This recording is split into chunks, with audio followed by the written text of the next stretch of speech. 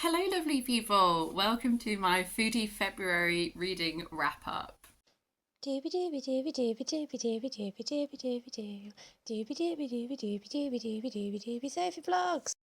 Foodie February is a readathon that myself and my lovely friend Ashley from the Untrained Librarian launched this year. I'm sure you're sick of me talking about it by now. But I just wanted to open by saying thank you so much to everyone who took part, who commented, who read. Some of you made videos. Oh, we were so... Every time someone did anything, me and Ashley would message and be like, can you believe? So it's really, really appreciated. I'm just gonna run you through everything that I managed to fit in reading. I was very productive with my reading. To make a long story short, hurt my foot, got an infection, went on antibiotics, had to deliberately spend quite a lot of time with my foot up not moving. So, read a whole bunch. In fact, I think I have read every foodie book that I actually own. So, what a glorious time. Shall I kick things off with the tasting notes books and then I'll just wander around after that. For savoury, I read A Cheesemonger's History of the British Isles by Ned Palmer. This is one of my standout books from the readathon. Thank you again to the person who recommended it, and then also some people commented saying that they also really liked it. I so thoroughly enjoyed this. It's the type of thing where, like, I really want to go to the pub with Ned Palmer and have him just talk to me about cheese. I can't eat cheese because I'm allergic, but when I didn't know that I was allergic, loved eating cheese. So some of the cheeses he talked about I have had, and that was super exciting. There were so many in here that I wanted to be able to understand what he was saying with the taste profiles, and I couldn't. So sorry if you can hear background noise. They are culling trees near me, and I'm really sad about it, but apparently they're doing it in the only time I have available to film. So, we're just gonna carry on. This is a history that takes you sort of from Neolithic times to much more contemporary times, and it traces you through a simplified version of history, but that is tying into how these historical changes influenced cheese making, the types of cheeses that were being made, the way that they were being made, when we lost knowledge, when we gained knowledge, all of that kind of thing. I just found it so immensely readable and lovely. There's lots of pictures of cheese and other such things. I found it to be written in a way that was, for a non-fiction, like so engaging, so easy to read, and I really enjoyed tracing how these changes then influence this product that is such a staple to our cuisine. I really, really loved it. The only thing I have to say that is in any way actually negative about this is that there is a notable amount of text errors in this book, and I think that this book is deserves better. For sweet, I read Love and Saffron by Kim Fay, which is a novel of friendship, food, and love. This is primarily written in letters. Joan is a young woman who is beginning to start her career in writing, and she writes a fan letter to Imogen, who is a long-standing writer for this publication. Set in the 60s, so it's also kind of a period piece. It begins as a friendship of swapping recipes, develops into a very meaningful relationship that has a real impact on each other's lives. This is very sweet and lovely. I gave it 3 stars because I did think it was lovely. The food element is great, yes. It's quite a simple narrative, and some of the twists and turns are, I think that you can see them coming. And there is an element actually where there is I think what the author is trying to do is like embrace global cuisine. So by setting it in the 60s, she's able to talk about lots of different cuisines. Quite a lot of the focus is on Mexican food, and in a way where it's like these women are new to this, they're learning and all that kind of thing, which is great. I don't know, occasionally there's like a little bit othering. Maybe people will disagree with me, but there's occasional like language usage which would be contemporary of its time, but I feel unnecessary. So it's a lovely little read. I don't think it's one that's going to stay with me, but I did enjoy reading it. For spicy, I have A Cook's Tour in Search of the Perfect Meal by Anthony Bourdain. I enjoyed this a lot more than Kitchen Confidential, actually. Kitchen Confidential, it was like the book that made his name. It was like exposing how professional kitchens are really run and all that kind of stuff, which reading it as a modern reader, I feel like is something that is much more known. So I didn't find it as revolutionary as I think it was at the time. This I really enjoyed. It's Anthony Bourdain.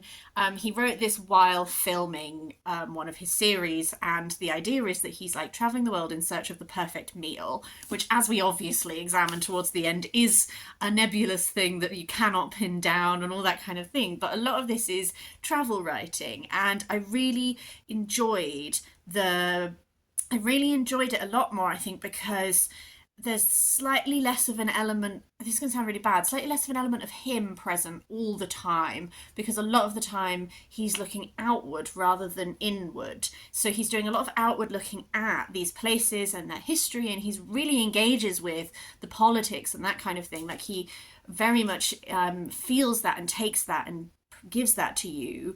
And then you do go like internal, like when he is trying to recreate like precious childhood memory moments, and it's not the same because time has passed and all this kind of thing. The chapters that didn't hit for me, I think, were the ones which were much more in my wheelhouse. So the one where he comes to England and he just tells you about how great Gordon Ramsay is, I don't care for. The ones where I was more familiar with the culture, if you will, didn't really hit, because I was like, first of all, I'm from here. I'm not sure I agree with, like, I don't really care for this, like, chefs are like rock stars kind of vibe. I don't care for it. It's not the same. But I did enjoy this, and I would be interested to read more of Anthony Bourdain's like travel food writing for sure. The final tasting note was sour, and I read The Language of Food by Annabel Abbs. This is a fiction book, but it is looking at Eliza Acton, who was a real woman who kind of revolutionised cookbooks as we know it. It was her idea to actually list out the ingredients separately from the recipe, although she put them underneath the recipe, but point still stands. When Mrs. Beeton made her book, she pilfered a bunch of these. You have Eliza's perspective, and then you have Anne, who is a servant at the house, and the narrative alternates their perspective. So Eliza's family, her father has a lot of debt, he's run away across the channel, her sisters are now have to be governesses and they're having to open a boarding house. She is sort of like the spinster daughter. She really wants to write poetry. During a meeting with a publisher, he is like, poetry ain't for women, you should write a cookbook, which she is initially resistant to, but as she begins, essentially this posits it as she reads the cookbook offerings that are available, and they are nonsensical, they are difficult to read, and she wants to bring poetry to cookbooks. She ends up being very passionate about the fact that women should understand how to cook, these are things, we shouldn't be gatekeeping this knowledge through language that's inaccessible and recipes that are actually not good to eat, that no one has tested, and all of this kind of thing. So she begins this project with Anne that is about writing this cookbook, and through this narrative you really get to see like the class differences between them. Like, I will say one thing that I thought would be more addressed, I think, is Eliza's blindness to Anne's plight. Like, Eliza will complain about how they have no money and blah, blah, blah, but she's still able to buy all of this food for them to feed all their guests and all that kind of thing.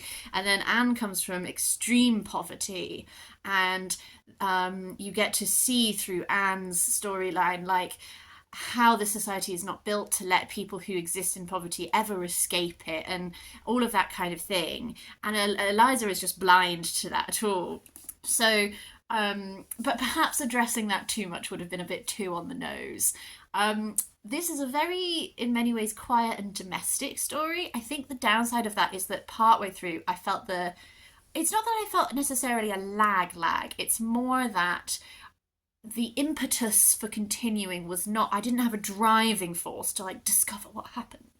But I did enjoy reading it in quieter moments for a domestic tale that is really looking at The Language of Food. Such a fitting title. So yeah, this was a really interesting historical fiction for sure. And then because I raced through that, I sort of just read every food book I have. On my Kindle, I read Babette's Feast by Isak Dineson, which is a pseudonym, and I can't remember the name of her actual name.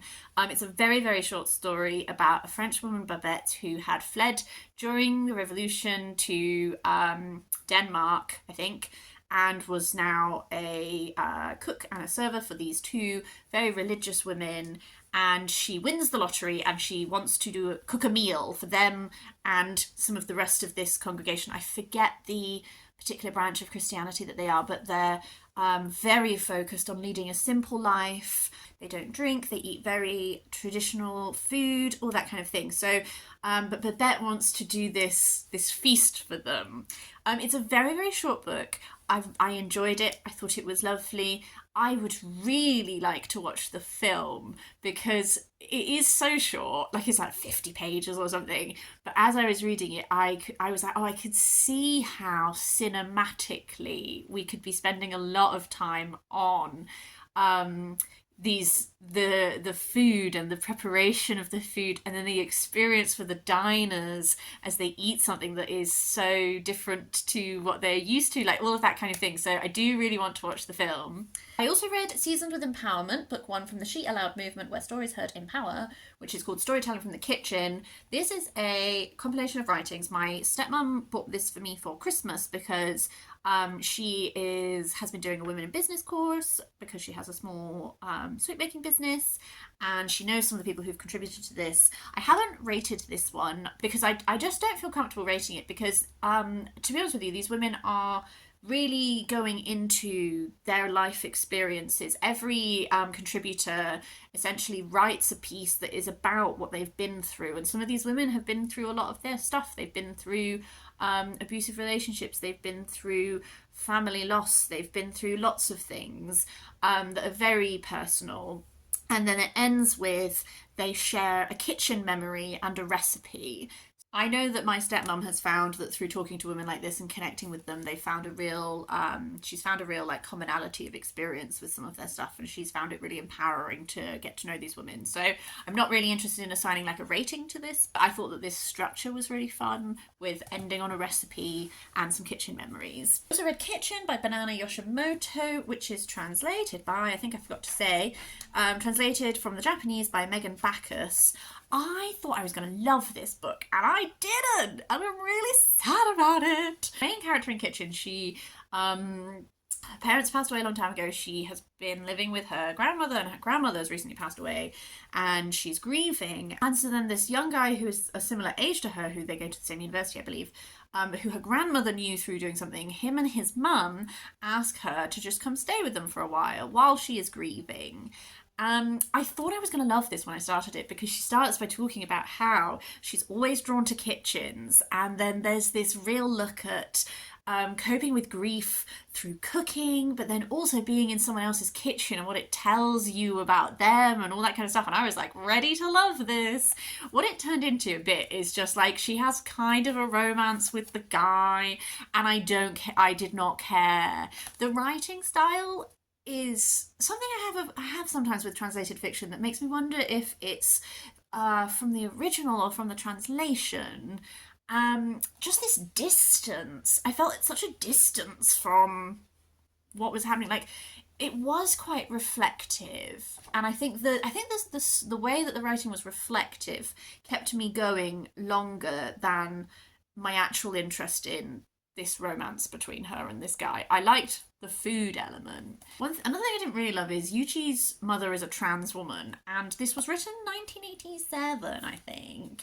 And the language and framing of that was off. I am a real advocate for not policing the language that people use for their identities. Language changes. There are many people that we might, with contemporary language, refer to as transgender, but who would insist on using transsexual as their experience because that is the language that was used at the time. And I really believe in respecting how people identify and all that. However, this is not an Own Voices book. The way that the mother's gender is spoken about is very much like there's this continual like, oh, your mother, oh, father, like from both her child and our narrator, and the way that it's very much framed as like she was a man and then her wife died and then she didn't know what to do with herself, so she just became a woman. I don't know, and mild spoiler for the plot, I guess.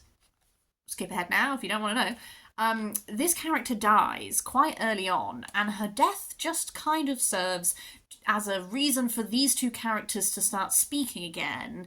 And it's all framed as like, how does her death impact these people and their potential romance? It just feels very... I did not enjoy that aspect at all. So that, paired with the fact that I felt this distance from the narrative, and I do not care about the romance in this, it just... it didn't work, and I'm sad about it because I thought it was going to be a really great one, and I thought I was going to have a really fab time. I also read A Magic Steeped in Poison by Judy. This is part one of a duology that is a YA fantasy, and I have not been having a great hit rate with YA fantasy lately, but this one really worked for me and I really enjoyed it. I picked it up because I knew that the magic system was based around tea, and oh boy, was that wonderful. Like, the magic system is very present in this because our main character is her mother was one of these magic people who do all the tea magic. But her mother has died through these poisoned tea blocks that have infiltrated the kingdom. Like, there's competition about like who will be the court's new tea magic person, and she's competing, but she's also trying to find out the truth about these poisoned teas. Can she avenge her mother? She becomes embroiled in other courtly shenanigans. I loved the magic system. It's so present because it is so much of what she is doing with her time, and the way it's not just a case of like using it for healing, although that is a thing. Like, there is like, it's magical. You use it for different purposes, and the ingredients you use have influence what the tea results in and all this kind of stuff, and it was wonderful. I also really did enjoy all of this like courtly intrigue plotting kind of thing. I think it helps that the romance that is in this is not super strong. Like, it's a thread that runs throughout for sure.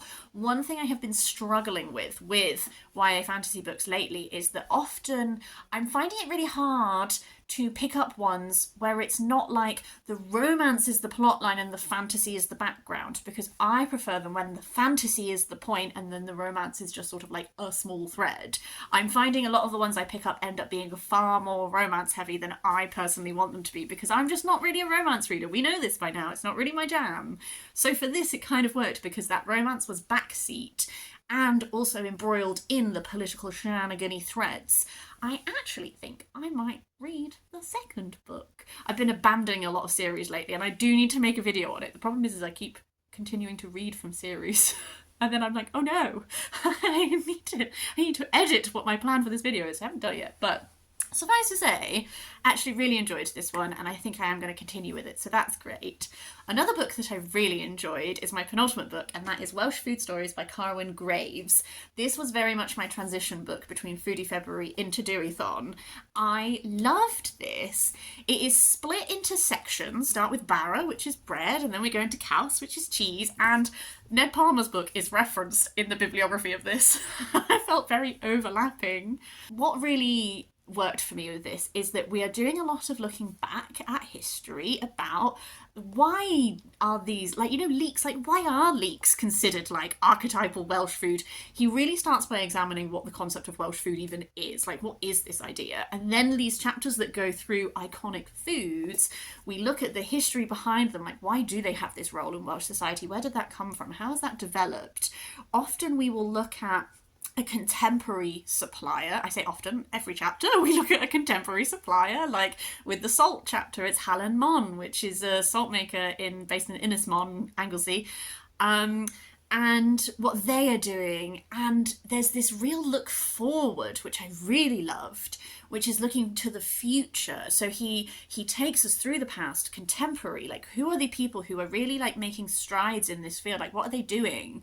And then looking forward, quite often with the eye on climate change. Like in the lamb chapter, he's looking at this person who raises his lamb on salt marshes because the land used to have barriers against the sea, and the National Trust got tired of maintaining them because they kept falling down, so they've let it reclaim this salt marsh. Rising sea levels and increased climate change perhaps we're going to have a lot more salt marshes in the future where there weren't ones previously. And is that a loss of habitat, or is that a gain of habitat in a new type of habitat and diversity and all that kind of thing? There's a whole, the end section of the postscript is really rallying about what we could, the future we could have if we embrace community, if the people who are uprooted because of climate change, if we can welcome them, if we can bring new cuisines, if we can reshape this idea of Welsh food so that it fits the society that we have now and is embracing of all other food influences that will be coming in through increased movement and all this kind of thing. So it ended on such a rallying call to look to the future and look to how we want to create these. How do we want suppliers to function? How can we look forward? And that element is what really made this hit for me, for sure. I just wanted to end on a cookbook. I got this for Christmas. This is Rambutan. It's a Sri Lankan cookbook. I have been really enjoying. I kind of read it as a book because the author has included loads of writings and essays that is about Sri Lankan history. Her family are Tamil, so she does a lot of history to do with their specific identity and about ingredients and all of this kind of thing. I haven't been able to cook from it yet because, as I said, I was a bit ill. I had hoped to do all of this cooking for Foodie February and to incorporate clips of it into this video, and I didn't do any of that because I was on antibiotics and I felt really sick all the time. But now that I am doing better, I am really hoping to delve into this soon, and I'm really excited to cook a lot of these recipes. So I wanted to mention it because it is one of those cookbooks that I really enjoyed reading as well as hopefully cooking from. That is everything I wanted to talk about for Foodie February. I would really love to hear your thoughts on any of these. Did you read anything? Did you do anything for Foodie February? Do let me know down below. I'd love to hear. And I just want to say thank you again because we weren't really expecting anyone to be interested in taking part, and to have Dia made videos. Anna Marie at Actual Spinster made a little foodie Rex video. So many of you commented to say that you were excited about it, that you had books you want to read from it.